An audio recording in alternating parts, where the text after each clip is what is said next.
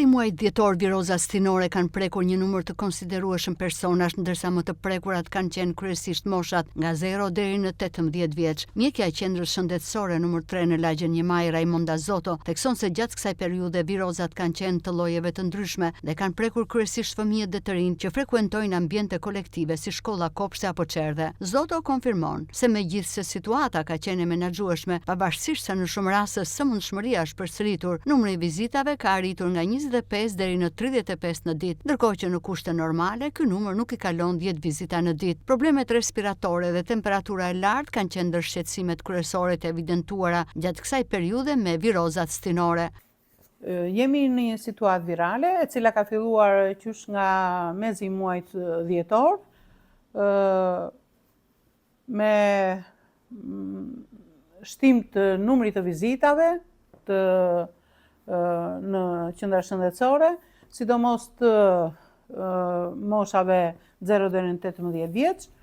Fillimisht patëm një fluks të shtuar të fëmijëve që frekuentonin shkollat dhe simptomatika ishte pothuajse e një lloj, pacientët paraqiteshin pothuajse një lloj, me diare të vjella dhe pastaj me temperaturë e cila zgjase për disa ditë.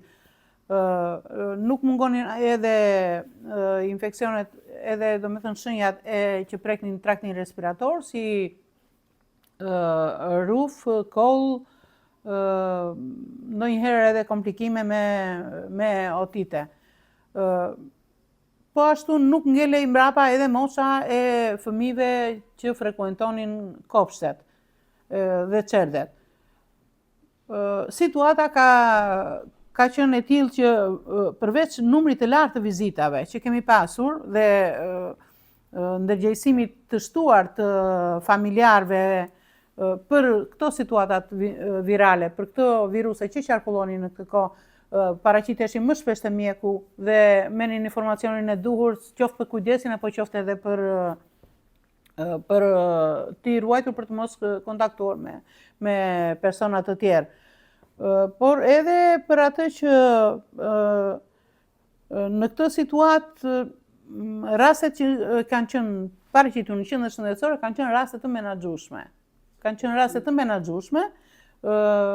Me kontrole të herpashershme, sepse cikli i kësaj viroze zgjaste më gjatë. Nëse njëri infektohej nga një lloj viroze për disa ditë, qetësoi, pastaj rifillonte përsëri, pra ishin disa lloj virusesh në qarkullim dhe detyrimisht edhe pacienti kërkonte një trajtim më të gjatë. Numri vizitave ditore kalonte mbi 25 vizita ditore, kemi arritur edhe 30 e ca vizita ditore, po flas për moshën pediatrike, që zakonisht numri vizitave ditore duhet të jetë 10. Vizita ditore që duhet të bëjë një mjek pediatër. Pra kemi pasur një fluks të shtuar të vizitave. Por ajo që ne kemi vrejtur, ndërhyrja e shpejtë, ardhja e shpejtë tek mjeku, mos frekuentimi i ambienteve me të kopsheve apo të çerdheve, apo edhe të shkollave në momentet që këta fëmijë kanë qenë të sëmurë, por edhe terapia apo më mirë themi këshillat, zbatimi i këshillave që u kemi dhënë prindërve kanë bërë atë që nuk është se kemi pasur shumë komplikacione. Qendra shëndetësore numër 3, do të thënë e gjithë qendra shëndetësore mbulon rajonin 4 dhe i ofron shërbim 24.000 banorëve. Qendra shëndetësore numër 3 në lagjen Njemaj ofron shërbim për rreth 24.000 banor. Mjekja Zoto thekson gjithashtu domosdoshmërinë e zgjerimit të qendrës Godine, e cila është në varësi të Bashkisë Vlorë. Një ambient i miratuar kohë më parë për t'u shtuar qendrës nuk u finalizua asnjëherë. Patjetër. Ky numër banorësh, shërbimet të shtuara në qendra shëndetësore, është shtuar shërbimi psikologut, është shtuar shërbimi check-upit, është shtuar shërbimi kontrollit në banesë. Janë shërbime që kërkojnë ambiente. Jo vetëm këto shërbime, por edhe ambientet ekzistuese që kanë qenë në qendra shëndetësore nuk kanë qenë të mjaftueshme. Ne kemi bërë me dije, ja kemi bërë me dije e për orëve tanë, njësisë vendore, operatorit, bashkisë Vlorë, ja kemi bërë me dije kërkesën tonë për shtesë ambientesh. Apo edhe për rekonstruksionet të ambienteve që